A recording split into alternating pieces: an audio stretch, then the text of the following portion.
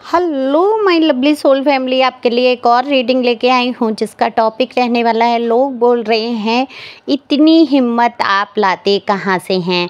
तो क्यों बोल रहे हैं, क्या कारण है और क्या लोगों के दिमाग में ये बात चल रही है और क्या सच है, सब कुछ जानेंगे टैरो कार्ड के माध्यम से। ये खुलासा होगा आज की रीडिंग में। ये जनरल रीडिंग है, मेल फीमेल दोनों के लिए समान है, यानी आप स्त्री हैं पुरुष हैं दोनों के लिए यहाँ पर ये रीडिंग है। एनर्जी का कोई जेंडर नहीं होता है, तो आप अपने हिसाब से सुन सकते हैं। तो चलते हैं रीडिंग पर। रीडिंग पे जाने से पहले मैं बता दूं कि दिए हुए नंबर पे आप संपर्क कर सकते हैं पर्सनल रीडिंग के लिए। पर्सनल रीडिंग फ्री नहीं है और ये व्हाट्सएप नंबर है, सिंपल कॉल नहीं लगेगा। कोई सीखना चाहता है tarot card training, master training लेना चाहते हैं तो वो भी आप सीट बुक करा सकते हैं, सीट लिमिटेड है। बाकी चलते हैं अब रीडिंग पर और देखने की कोशिश करते हैं क्यों बोल रहे हैं लोग ऐसा कि आप में हिम्मत आप इतनी लाते कहाँ से हैं। तो देखो, अगर मैं आपकी एनर्जी की बात करूँ, यहाँ सबसे पहले मैं आपकी एनर्जी ले लेती हूँ।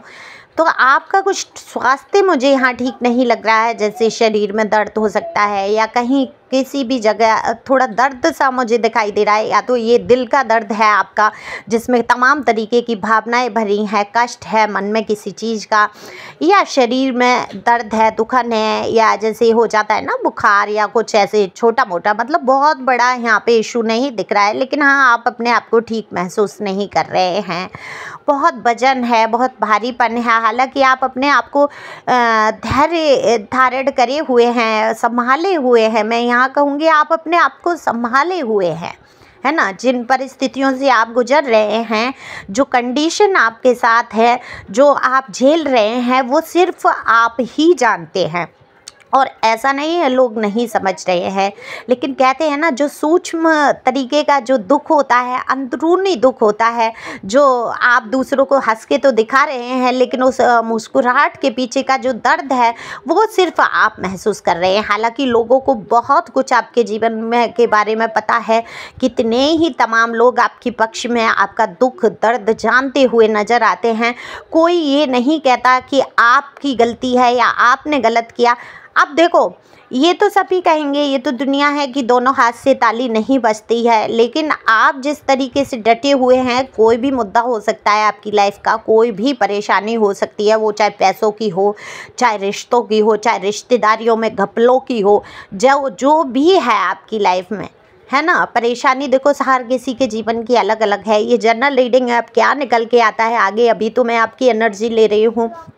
तो उन चीज़ों में आपका दुख दर्द समझते हुए लोग नज़र आते हैं। ऐसा नहीं है लोगों को नहीं दिखता, लोग अंधे नहीं होते, लोग सच में जानते हैं। अब ये हो सकता है आप कोई अगर दो पक्ष में भिड़ंत है तो एक पक्ष भारी है, तो लोग वहाँ खड़े हो सकते हैं डर से या किसी चीज़ से, लेकिन असलियत लोग समझते सब हैं। तो यही है, लोगों को लगता है कि आप इतनी विपरीत परिस्थितियों में जो धैर्य धारण करते हैं, जिस प्रकार से शांति से आप मुद्दों को निपटाना चाहते हैं, आप देखो ना कैसे हो, आप एक प्योर सोल हो। आप कर्मा में बहुत बिलीव करते हो, आप किसी से कुछ उल्टा सीधा कहना नहीं चाहते हो, लेकिन आपको यहाँ पर मजबूर किया गया है। कार्ड दिख रहे हैं, इस कदर मजबूर किया गया है कि जो शब्द आपके मुंह से नहीं निकलने थे आपने वो भी निकाले हैं, है ना। आपने पंगे लिए हैं। कहते हैं ना, लोग भी कह देते हैं कि अब ठीक है, अब ये रूप होना चाहिए इस इंसान का। लोग आपसे कहते थे क्यों नहीं ऐसे भिड़ते, क्यों नहीं अपने हक के लिए लड़ते हो, क्यों। लेकिन आप क्या थे, धैर्य रख के, नहीं मुझे कर्मा नहीं बनाना है, गलत काम नहीं करना है, कुछ गलत नहीं किसी से बोल के अपना क्रिएट करना है। ठीक है, इसने कह लिया, क्षमा कर दो।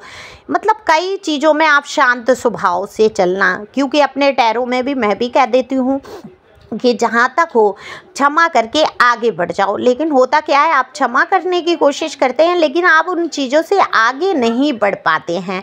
आप पलट के फिर से एक बार देखने लगते हैं, और यही आपकी कोशिश जो है, एक उम्मीद जो है, आशा जो है, आपको कहीं ना कहीं तोड़ के रख देती है और आपके जीवन में एक मुसीबत का सबब बन जाती है। तो ये मुसीबत जो है, कितने ही लोग तो ये कह देते हैं कि आप खुद ही मोल ले लेते हैं, आपको तो सब इन लोगों से किनारा कर लेना चाहिए। जो भी लोग आपके जीवन में बुरे हैं, रिश्तेदार, नातेदार, लेकिन आप समाज, सोसाइटी, लोगों को सोच के, बहुत कुछ सोच के आप वहाँ जुड़े रहना चाहते हैं। लेकिन अब आप बहुत बहुत बदल चुके हैं, बहुत अपने आप को आपने स्ट्रॉन्ग कर लिया है, बहुत आपके अंदर हिम्मत आ चुकी है, माता रानी की ब्लेसिंग आ चुकी है आपके जीवन में। तो ये ब्लेसिंग जो है आपके अंदर की, जो ईश्वर के ही द्वारा दी हुई है, जो आज आप अपनी परिस्थितियों से जूझते हुए जो खुश रह पाते हैं, जो आगे बढ़ पाते हैं, जो अपने काम पर भी ध्यान दे पाते हैं सब। अब ये बात और है कि आपका थोड़ा स्वास्थ्य अगर गिर रहा है या कहीं तकलीफ है, तो देखो ये स्वास्थ्य भी इसीलिए गिर रहा है, आपके दिल के कोने में कहीं ना कहीं कुछ चुभा है। 3 ऑफ सोर्स बता देते हैं, तकलीफ जो आपके दिल में है वो कहीं ना कहीं असर आपके दिमाग पे, आपकी बॉडी पे डाल रही है।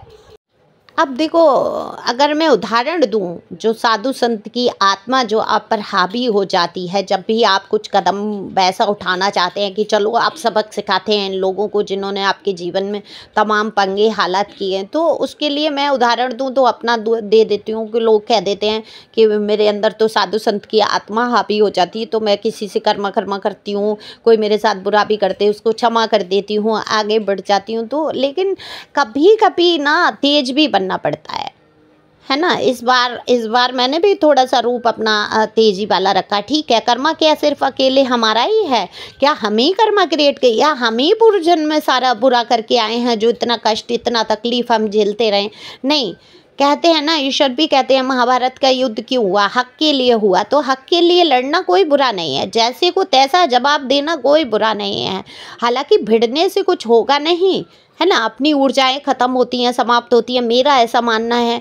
किसी को उल्टा सीधा बोल के अपनी ऊर्जाएं समाप्त होती हैं, लेकिन जब सामने वाले व्यक्ति को समझ ना आए किसी भी तरीके से, आपके शांत रहने पर प्रभाव ना पड़े, आपके शांति से मुद्दे निपटाने का प्रभाव ना पड़े, तब फिर क्या होता है? अगर फिर भी आपके ऊपर चढ़ा जा रहा है इंसान, फिर क्या होता है? उसको उसी की भाषा में जवाब देना ही पड़ता है, तब वो शांत बैठता है। आप जवाब दो, अपनी टेंशन मत लो जो आपके शरीर पे प्रभाव पड़े, ठीक है।